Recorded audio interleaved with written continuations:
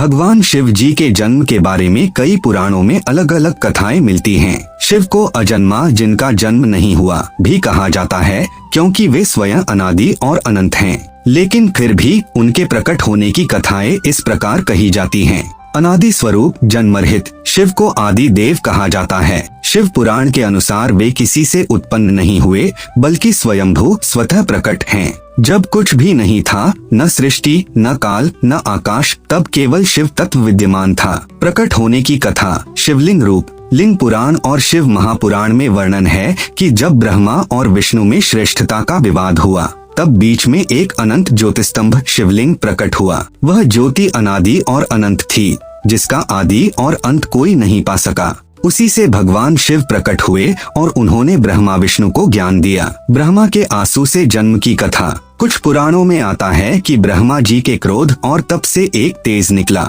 उसी तेज से शिव जी प्रकट हुए, इसलिए शिव को रुद्र भी कहा जाता है। पार्वती और शिव का संबंध शक्ति शिव।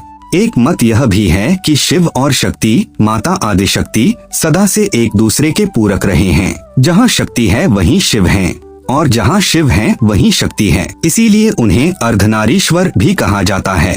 भगवान शिव का कोई साधारण जन्म नहीं है। वे अजन्मा, अनादि और स्वयंभू हैं।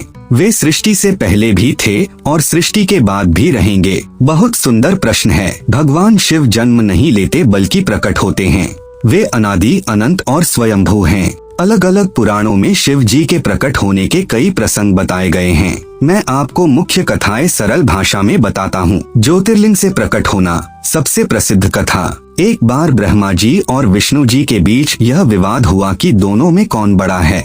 तभी अचानक एक अनंत ज्योतिस्तंभ शिवलिंग प्रकट हुआ। ब्रह्मा ऊपर उड़ते गए, विष्णु नीचे गए, लेकिन किसी को उसका आदि अंत नहीं मिला। तब वह ज्योति स्वयं भगवान शिव के रूप में प्रकट हुई। इससे पता चलता है कि शिव जी अनादि और अनंत हैं। ब्रह्मा के क्रोध से प्रकट होना। शिव पुराण के अनुसार एक बार ब्रह्मा जी बहुत क्रोधित हुए। उनके क्रोध से उनके ललाट से एक अत्यंत तेजस्वी पुरुष प्रकट हुए। वही भगवान शिव रुद्र कहलाए।